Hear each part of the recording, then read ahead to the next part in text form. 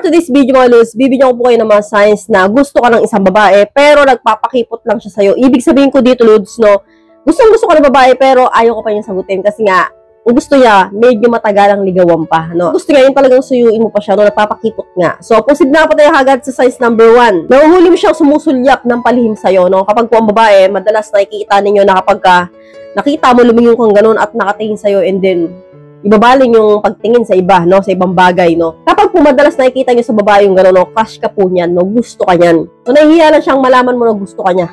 So, kaya po, minsan, napapansin niyo, no? Hindi po normal yung talagang nalingunan mo and then lilingon sa iba, no? Palihim laging tumingin sa'yo, no? Kadalasan po ang mga babae, ganun po talaga magkagusto sa isang lalaki. So, proceed na po tayo agad sa number 2. Inaalo ka niya ng mapagkain o inumin, no? Madalas po ang babae kapag gusto nila ang isang lalaki, no? Minsan, sabihin sa'yo, gusto mo ng kape pag timpla kita. O, kape tayo.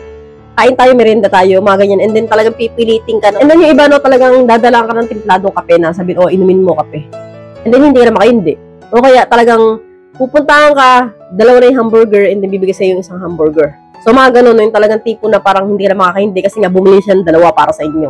So, kapag po ganyan ng babae sa'yo, posible pong gusto ka ng babae, pero no, napapakipot lang sa'yo yan, no, ibig sabihin, hindi niya lang talaga masabi sa'yo na gusto ka niya. Kasi po, babae po kami, no. Hihira po sa isang babae, yung nagtatapat sa isang lalaki. So, proceed na po tayo agad sa number 3. Nagre-reply sa mga chat at tawag mo, no. Ito po, Lods, may kita sa isang babaeng may gusto sa isang lalaki. Kapag mabilis mag-reply, and then mga video call mo, audio call mo, nasasagot palagi, no. Kung mamiss man niya yung mga tawag mo, o kaya mga chat mo, natagalan siya, magre-reply sa'yo yan, sabi niya sa'yo na, pasensya ka na, kagigising ko lang, kanina may ginagawa ako, busy ako, hindi ko lang sagot yung tawag mo. Parang nag-i-explain, no? Na hindi mo naman tinatanong at hindi naman niya kailangan mag-explain kasi wala naman kayo. So, kapag po gano'n sa'yo ang babae, alam mo na, Lods, no? May gusto siya sa'yo. So, proceed na po tayo agad sa number 4. Nakikipagkwentuhan siya sa'yo, no? Ibig sabihin, siya mismo yung lumalapit sa'yo, no? Kunyari, nag-open topic ng mga kung ano-ano, ganyan, hi, anong ginagawa mo, kumain ka na ba? Ba't ka nandito? Mga ganyan. So, Lods, no, ang babaeng gusto ka, no, madalas, ikaw mismo yung lalapitan, no? Ganun po ang babae na parang nagpapahiwatig sa isang lalaking, oy, crush kita.